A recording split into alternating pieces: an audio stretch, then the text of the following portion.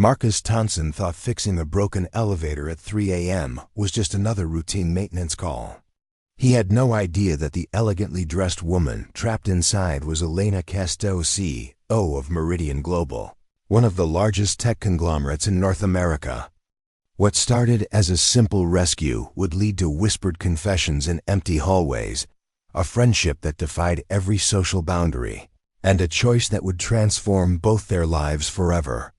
This is the story of how 20 minutes in a stalled elevator changed everything. The fluorescent lights in the Meridian Tower cast harsh shadows across the marble lobby as Marcus Thompson pushed his maintenance cart toward the elevator bank.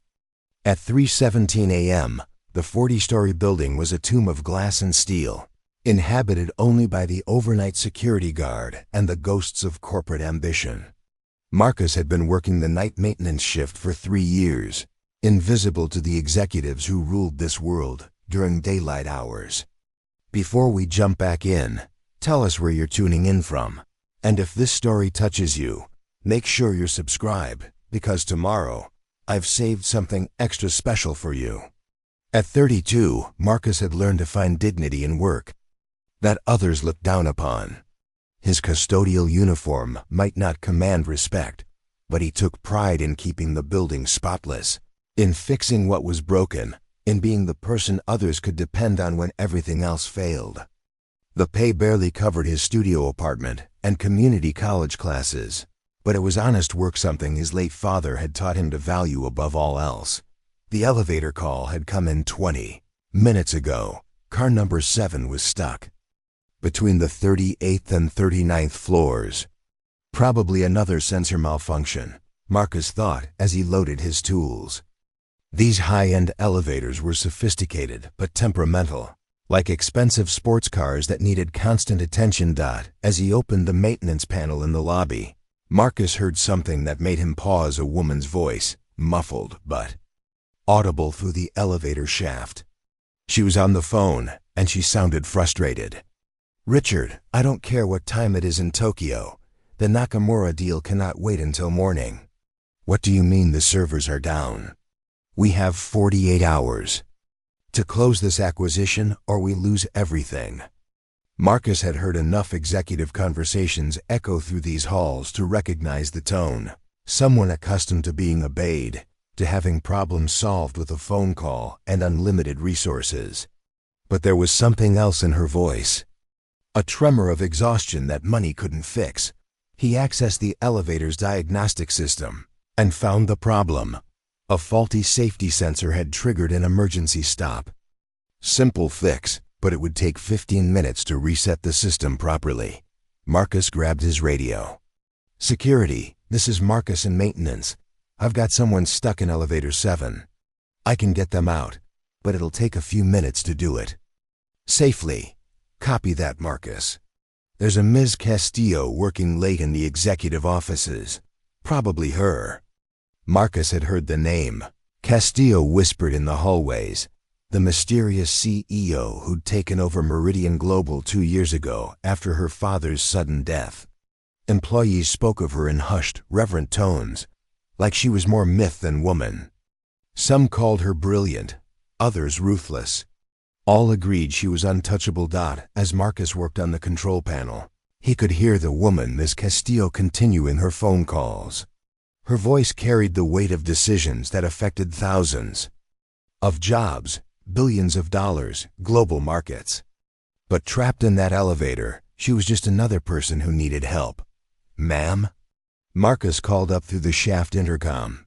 "This is building maintenance. I'm going to get you out of there, but I need you to stay calm and follow my instructions." "Exactly, okay?" There was a pause. When she responded, her voice was different, smaller, more human. "Thank you. How long will this take?" "I have a conference call with our European division in 30 minutes. About 15 minutes if everything goes smoothly. I'm Marcus, by the way." "What's your name?" Another pause. "Elena, just Elena, not CEO Castillo or Miss Castillo." For the first time in 3 years of working in this building, Marcus was having a real conversation with someone from the executive floors. Nice to meet you, Elena. I know this is scary, but these elevators are built with triple redundancy. You're perfectly safe. I just need to reset some sensors, and you'll be moving again." As Marcus worked, Elena's phone continued to ring. He listened. To her navigate crisis after crisis, supply chain disruptions, competitor threats, board member disputes. Each conversation revealed the enormous pressure she carried, decisions that would ripple through global markets. But between calls, in the quiet moments, he heard something else, the sound of someone utterly alone. "Marcus?" Elena's voice came through the intercom, softer now. "Yes, ma'am? Thank you for talking to me. It's been a long night." Something in her tone made Marcus pause his work. In 3 years of fixing things in this building, no executive had ever thanked him for anything, let alone acknowledged his existence. "Bad day at the office?" he asked gently. A quiet laugh echoed through the shaft. "Try bad year. Sometimes I wonder if my father knew what he was asking when he left me this company." Marcus understood the weight of family expectations, of trying to honor someone who was gone. His own father had died when Marcus was 25, leaving behind only debts and the lesson that character mattered more than circumstances. "I'm sure he believed in you," Marcus said, tightening the final connection. "Wouldn't have trusted you with something this important otherwise. You don't even know me. I know you're working at 3 a.m. because you care about doing things right. I know you said thank you to a janitor instead of demanding he work faster. I know enough." Silence filled the shaft for a long moment. When Elena spoke again, her voice was barely a whisper. "When did you become so wise, Marcus, the maintenance man?" "Community college philosophy class," Marcus replied, managing a smile as he initiated the elevator restart sequence. "Turns out Aristotle had some good ideas about character." The elevator lurched once, then began its smooth descent to the lobby. As the doors opened with a soft chime, Marcus got his first look at Elena Castillo. She was nothing like he'd expected. Yes. She wore an expensive charcoal suit and carried herself with executive authority. But her dark hair was slightly mussed, her makeup faded from the long night, and her brown eyes held a vulnerability that no boardroom had ever seen. She looked tired, human, and remarkably young to carry such enormous responsibility. "Thank you," she said, stepping into the lobby. "Truly, you probably saved my company tonight." Marcus wiped his hands on his work shirt, suddenly aware of the gap between their worlds. "Just doing my job, ma'am." Elena paused at the building's entrance, her hand on the glass door. For a moment, Marcus thought she might say something more. Instead, she simply nodded and disappeared into the pre-dawn darkness, leaving only the faint scent of expensive perfume and the echo of a conversation that felt like it had meant something. As Marcus packed up his tools, he had no idea that Elena Castillo would spend the rest of that night thinking about a janitor who'd treated her like a person instead of a position. Neither of them could have predicted that this chance encounter would be the beginning of something that would change both their lives forever. But first, they would both have to learn what it meant to see past the uniforms, both the ones they wore and the ones they hid behind. 3 nights later, Marcus was surprised to find the executive floor lights still on during his 2 a.m. rounds. Through the glass conference room walls, he could see a solitary figure hunched over a laptop, surrounded by empty coffee cups and scattered documents. Even from a distance, he recognized Elena's silhouette. The next night, she was there again. And the night after that. By the end of the week, Marcus had noticed a pattern. Elena Castillo, CEO of a billion-dollar corporation, was essentially living at the office. She'd arrive before the day shift left and stay until Marcus began his overnight rounds. The woman who could afford any luxury in the world was sleeping on a conference room couch. "Excuse me, ma'am." Marcus knocked gently on the conference room door during his Friday night rounds. "Everything okay in here?" Elena looked up, her eyes taking a moment to focus. When she recognized him, her expression softened. "Marcus, it's you. Working late again, I see. Mind if I empty your trash?" Elena gestured weakly at the overflowing wastebasket. "Be my guest. Sorry about the mess. This acquisition is turning into a nightmare." As Marcus worked, he noticed the stress lines around Elena's eyes, the way her hands trembled slightly from too much caffeine and too little sleep. "When's the last time you went home?" Preparing and narrating this story took us a lot of time. So if you are enjoying it, subscribe to our channel. It means a lot to us. Now back to the story. "Home?" Elena laughed bitterly. "That penthouse apartment feels more like a museum than a home. At least here, I'm accomplishing something." Marcus paused in his work. "Can I ask you something? Why do you stay so late? I mean, you're the boss. Couldn't you delegate some of this?" Elena was quiet for a long moment, studying Marcus as if deciding whether to trust him. "You want the honest answer?" "Always. Because I'm terrified of making the wrong decision. Every choice I make affects 20,000 employees and their families. One mistake, and I'm not just failing myself, I'm failing everyone who depends on Meridian Global." She rubbed her temples. "My father made it look so easy. He had this natural instinct for business, for people. I feel like I'm flying blind half the time." Marcus set down his supplies and sat across from her, something he'd never done with any executive before. "You know, in my philosophy class, we studied this concept called imposter syndrome. Smart, capable people who feel like frauds because they're aware of how much they don't know." "Great, so I'm a textbook case? So was Einstein. So is Maya Angelou. The people who feel like imposters are usually the ones taking their responsibilities seriously enough to worry about doing them." "Right." Elena stared at him for a moment, then let out a genuine laugh, the first Marcus had heard from her. "How is it that you, a night shift janitor, seem to have more wisdom about leadership than my entire board of directors?"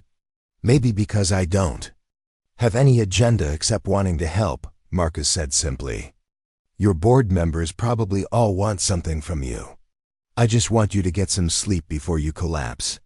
Over the following weeks, these late-night conversations became routine. Marcus would find Elena in various conference rooms, fighting different corporate battles, and they'd talk while he worked. She shared the crushing weight of executive decisions, the loneliness of command, the pressure of living up to her father's legacy. Marcus talked about his philosophy classes, his dreams of maybe teaching someday, his belief that every person had inherent worth regardless of their job title.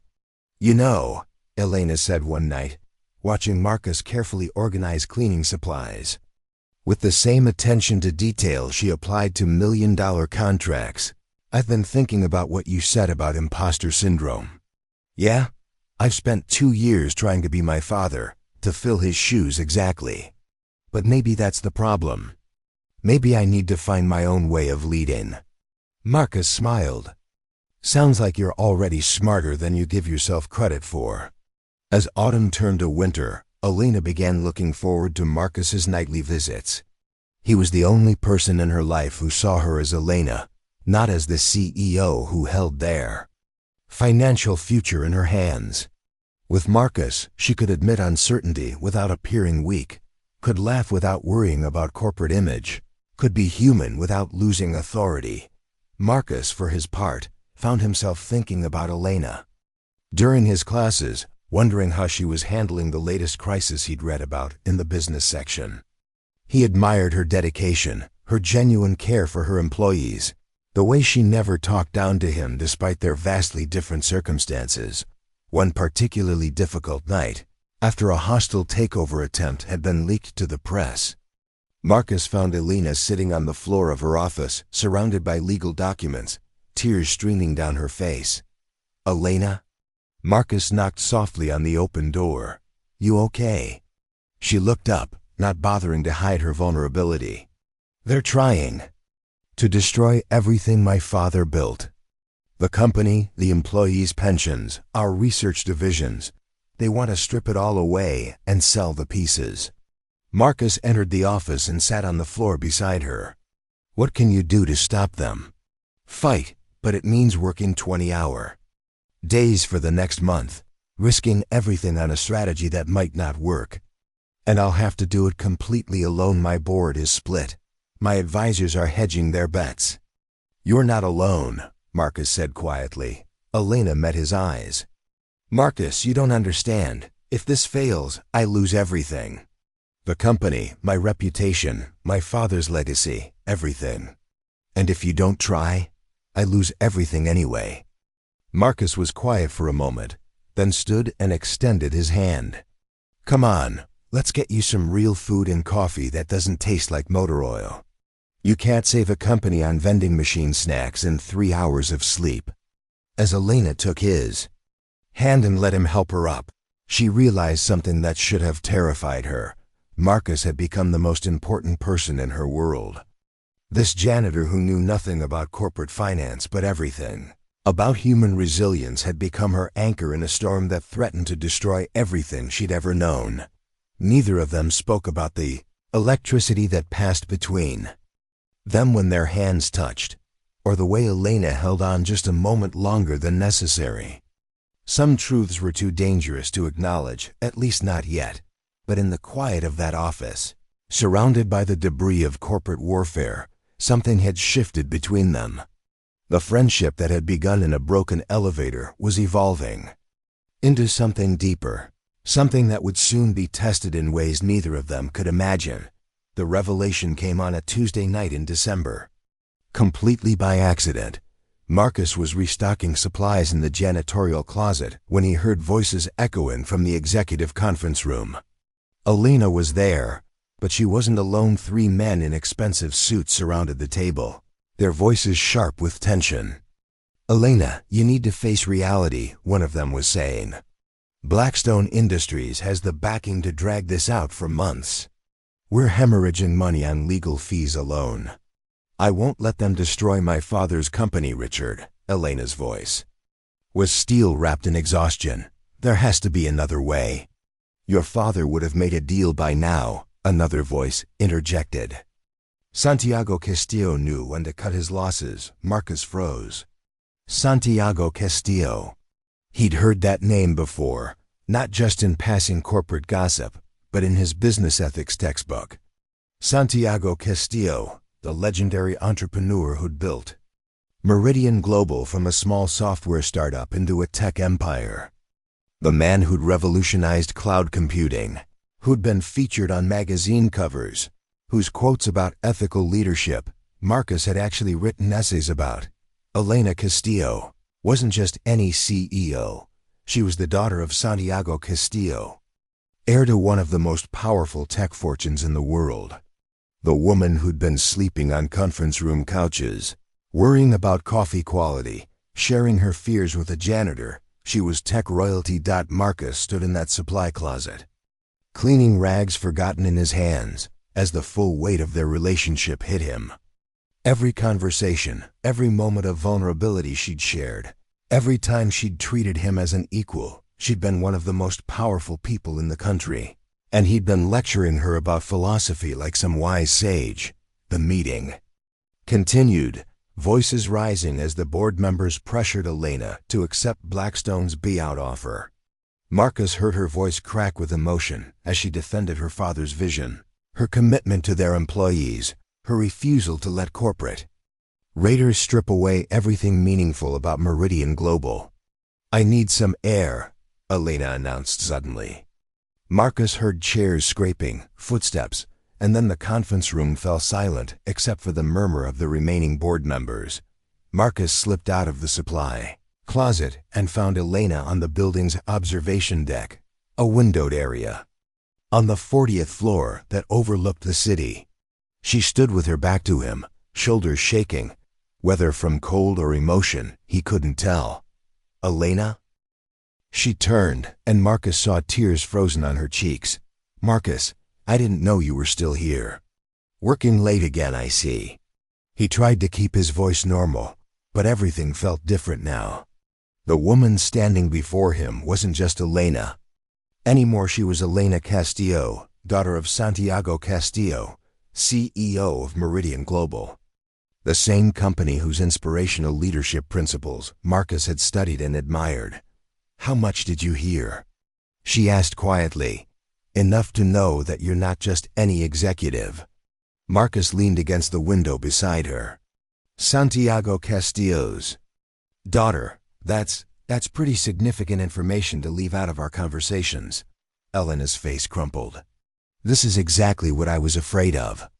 You're looking at me differently now, aren't you? Now that you know who I really am." "I don't know what I'm thinking right now, honestly. Please, Marcus." Her voice was barely a whisper. "Please don't look at me like everyone else does. Don't see dollar signs or opportunities or networking potential. For 2 months, you've been the only person who's treated me like a human being instead of a corporation with legs." Marcus studied her face, the same vulnerability he'd seen that first night in the elevator, but now magnified by desperation. "Is that why you never told me? Because you thought I'd change?" "Because I knew you would change. Everyone does. The moment people find out I'm Santiago Castillo's daughter, they stop seeing Elena. They see net worth, stock options, business opportunities. They start calculating what they can get from me. And you thought I'd do that?" Elena wiped her eyes with the back of her hand. "I thought you might be the exception. But I was too scared to find out." Marcus was quiet for a long moment, processing not just her identity, but the weight of her fear. "You know what's funny? I actually wrote an essay about your father in my business ethics class. About how he proved you could build an empire without losing your humanity. He did. He was extraordinary. But here's what I'm realizing. You've been proving the same thing every night for 2 months. You could have let security handle everything when you were trapped in that elevator. You could have ignored the janitor who talked too much during his rounds. You could have stayed in your ivory tower and never bothered with someone so far beneath your social class." Elena looked up at him, hope flickering in her eyes. "Instead, you listened to my amateur philosophy lectures. You let me see you cry. You treated me like my opinions mattered, like my friendship had value. That's not the behavior of someone corrupted by wealth. That's the behavior of someone fighting to stay human despite it. So you're not angry that I didn't tell you?" Marcus considered this. "I'm overwhelmed. I'm intimidated as hell. I keep thinking about all the times I gave you advice about leadership, like I had any idea what I was talking about." He paused. "But angry? No. I understand why you kept it secret. I just wish you'd trusted me sooner." Elena stepped closer to him, her breath visible in the cold air. "Do you know why I stay so late, Marcus? Why I sleep on couches instead of going home to my penthouse?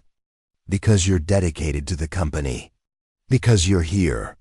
The confession hung between them like a bridge neither was sure they should cross. "You're the only person in my life who sees me instead of my net worth. The only one who makes me feel like Elena instead of the Castillo heiress. I started looking forward to your rounds, to our conversations, to the way you could make me laugh even on the worst days."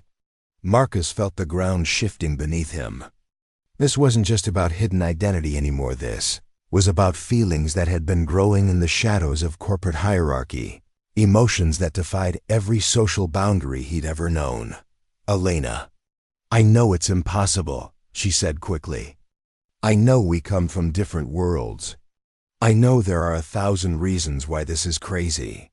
But I needed you to know that these past 2 months, they've been the most real I've felt since my father died." As snow began to fall against the observation deck windows, Marcus realized that everything was about to change. The friendship that had sustained them both was evolving into something more dangerous, more impossible, and more necessary than either of them had ever imagined. But first, they would have to survive the crisis that threatened to destroy everything. Elena held dear and decide whether their connection was strong enough to bridge the vast distance between their worlds. 2 weeks after the revelation on the observation deck, Marcus arrived for his shift to find the Meridian Tower buzzing with unusual activity. News vans lined the street. Reporters shouted questions at anyone entering or leaving the building, and security had tripled at every entrance. Marcus slipped through the employee entrance, his janitor's uniform making him invisible to the media. Circus outside. The headlines on every phone screen told the story.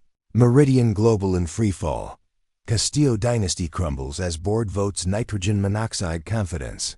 Marcus took the service elevator to the 40th floor, his heart pounding. He found Elena. Exactly where he expected, in her father's old office, surrounded by legal documents and empty coffee cups. But this time, she wasn't alone. A distinguished man in expensive suit sat across from her desk, his silver hair and commanding presence marking him as someone accustomed to power. Marcus recognized him from business magazines. Thomas Blackstone, the corporate raider trying to buy Meridian Global. "Elena, darling," Blackstone was saying in a patronizing tone that made Marcus's skin crawl. "Your father was a brilliant man, but he's gone. You're 28 years old, trying to run a company that requires decades of experience. There's no shame in accepting reality. The reality is that you want to gut my company and sell the pieces." Elena replied, her voice steady despite the exhaustion evident in every line of her body. "I want to maximize value for shareholders. Your sentimental attachment to your father's vision is costing everyone money." Marcus hesitated in the doorway, uncertain whether to interrupt. Elena caught sight of him, and their eyes met across the room. In that moment, he saw something that made his blood run cold to feet. The woman who had fought for months against impossible odds was finally breaking. "I need to think about this," Elena said quietly. "Give me until tomorrow morning." Blackstone smiled triumphantly. "Of course. But Elena, don't make this harder than it needs to be. Your employees deserve better than watching you crash and burn, trying to prove something to a dead man." After Blackstone left, Elena slumped in her chair, staring at the contract that would end everything her father had built. Marcus entered quietly, closing the door behind him. "How bad is it?" he asked. Elena didn't look up. Blackstone convinced 3 more board members to vote no confidence. "If I don't accept his buyout offer, by tomorrow morning, they'll remove me as CEO and sell to him anyway, but for 30% less than what he's offering now." "So you're going to take the deal? What choice do I have?" Elena's voice was hollow. "I can't save the company if I'm not running it. At least this way, some of our employees keep their jobs." Marcus sat across from her, studying the woman who had become the center of his world. "Remember our first conversation in the elevator? You told me your father wouldn't have trusted you with something this important if he didn't believe in you. My father never faced a hostile takeover with a divided board and shareholders demanding his head, didn't he?" Marcus pulled out his phone and showed Elena a news article he'd researched. 1998. Titan Corporation tried to acquire Meridian when it was still a startup. Your father was 26, had half the board against him, and everyone said he should sell. Elena looked at the article, then at Marcus. "How did you know about this?" "I've been doing research. Learning about your father's strategies, his leadership philosophy, how he fought off corporate raiders." Marcus leaned forward. "He didn't win by giving up, Elena. He won by finding allies in unexpected places, by making bold moves when everyone expected him to fold."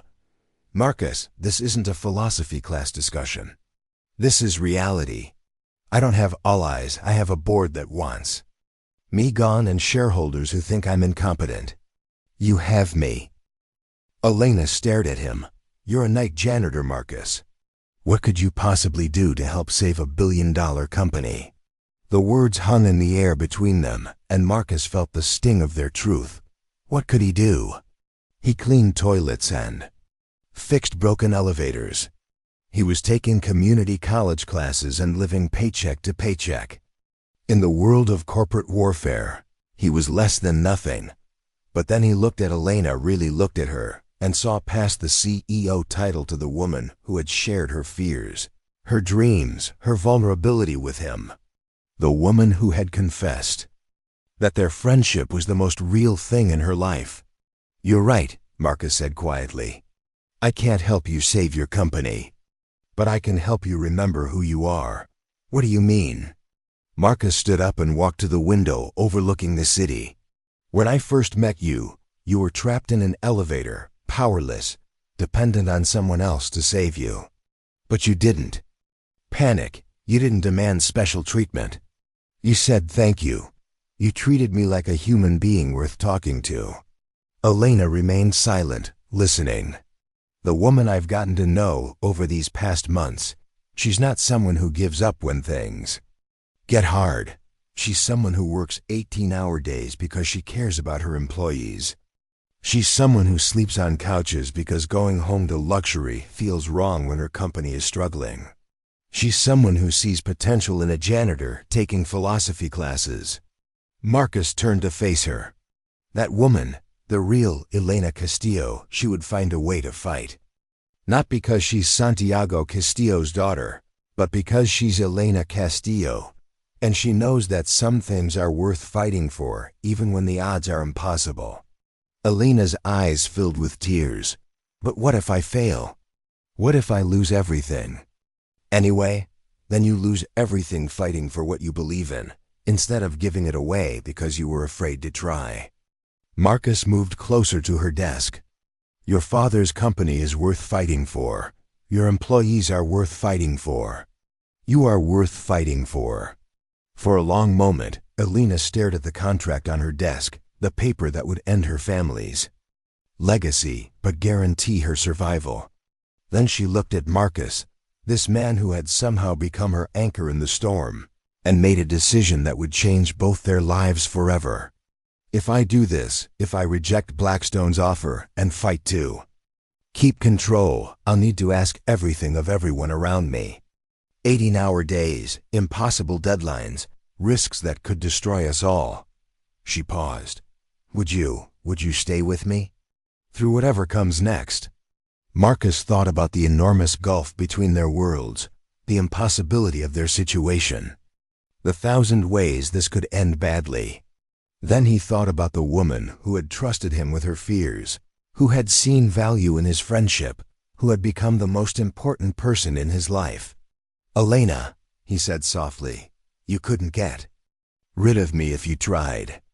As Elena reached for her phone to call an emergency board meeting, neither of them realized they were about to embark on the most dangerous gamble of their lives, a fight that would test not only their business acumen, but the strength of a bond that had grown from impossible circumstances into something neither of them could bear to lose. 6 months later, Marcus stood in the same lobby where he'd first heard Elena's voice echoing from a broken elevator. But everything had changed. The desperate gamble had paid off in ways no one could have predicted. Elena's rejection of Blackstone's offer had triggered the most intense corporate battle in tech industry history. For 3 months, they fought, Elena wielding her business acumen while Marcus became her unofficial strategist, his philosophy studies proving surprisingly relevant to corporate warfare. The breakthrough came when Marcus suggested they stop fighting Blackstone's narrative and start writing their own. Instead of defending against accusations of inexperience, Elena went on the offensive, exposing Blackstone's history of destroying companies and firing employees. Instead of hiding from the media, she became its darling, the young CEO fighting to preserve her father's humanitarian legacy against corporate vultures. The turning point was Elena's televised address to Meridian's 20,000 employees worldwide. Standing in the very conference room where she'd once slept on couches, she laid out her vision for the company's future, not just profit, but purpose.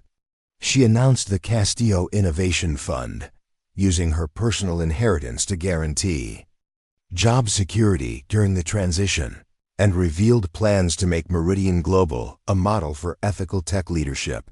The response was overwhelming. Employees rallied, shareholders backed her vision, and 3 board members switched sides.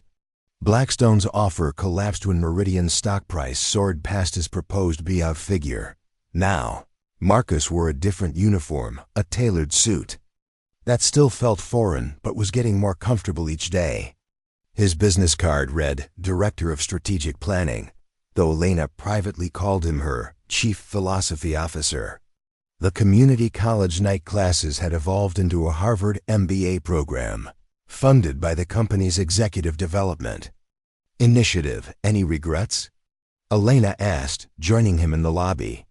Her designer clothes had been replaced by something more practical but elegant, a reflection of the leader she'd become rather than the heiress she'd been born. About falling in love with my boss? Marcus grinned. That's still under debate. Elena laughed, the sound echoing through the same space where she'd once been trapped and afraid. About leaving behind your simple janitor life for all this corporate complexity? Marcus looked around the bustling lobby. Meridian employees heading home after another successful day, security guards who now greeted him by name, the wall displaying the company's new mission statement that he'd helped write. You know what I learned from all those philosophy classes? What's that?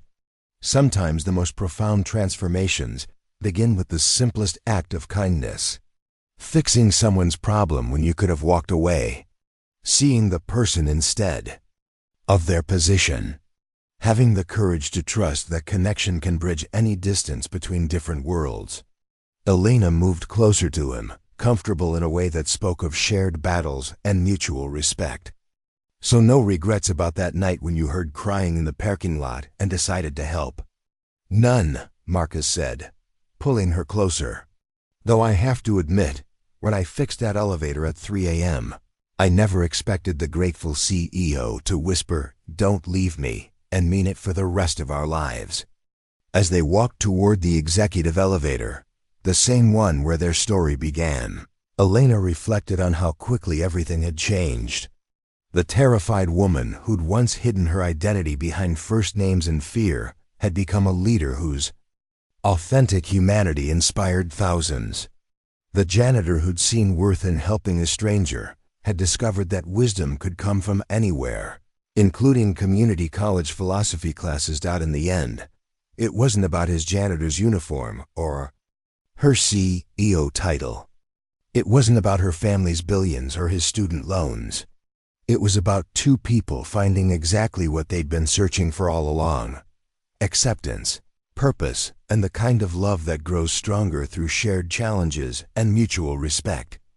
Elevator doors closed, carrying them upward together toward the executive floor where they'd first learned to trust each other, toward the future they'd built by choosing courage over fear, toward a life that proved the most impossible connections sometimes create the most extraordinary transformations. Sometimes, the person who saves you isn't wearing a cape or carrying credentials. Sometimes, they're wearing a maintenance uniform and carrying wisdom that no amount of money could buy. And sometimes, if you're very lucky, they decide to stay. Up next, you've got two more standout stories right on your screen. If this one hit the mark, you won't want to pass these up. Just click and check them out. And don't forget to subscribe and turn on the notification bell so you don't miss any upload from us.